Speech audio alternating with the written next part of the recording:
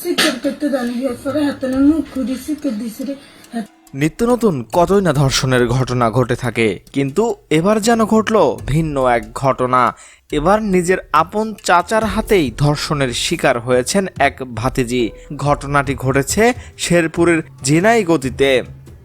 জানা যায়, গোয়াল ঘরে ডেকে নিয়ে ভয় দেখিয়ে ষষ্ঠ শ্রেণীর ছাত্রীকে ধর্ষণ করেছেন তার ওই চাচা। তাকে গ্রেপ্তার করেছে ঝিনাইগতি থানা পুলিশ। রোববার দিবাগত রাত 9টার দিকে ডেফলাই এলাকা থেকে অভিযুক্ত বাবুলকে স্থানীয় লোকজন আটক করে পুলিশে সোপর্দ করেন।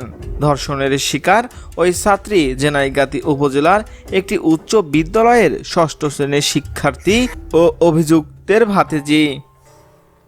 ভুক্তভোগী শিশুটির মা জানান, বাবুল মিয়া আমার নিকট প্রতিবেশী এবং সে আমার দেবর।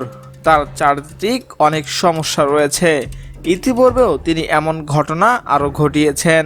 গত 17 তারিখ দুপুর 12টার দিকে অভিযুক্ত বাবুলের গোয়াল ঘরে ডেকে নিয়ে আমার মেয়েকে বিভিন্ন প্রলোভন ও ভয়ভীতি প্রদর্শন করে তাকে ধর্ষণ করে তার চাচা।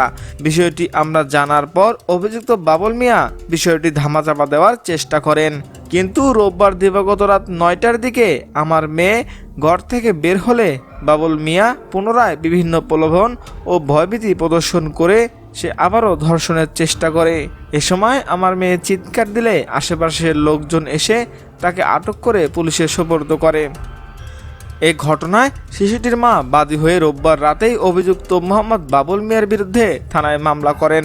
পরে এই মামলায় পুলিশ তাকে গ্রেপ্তার করে।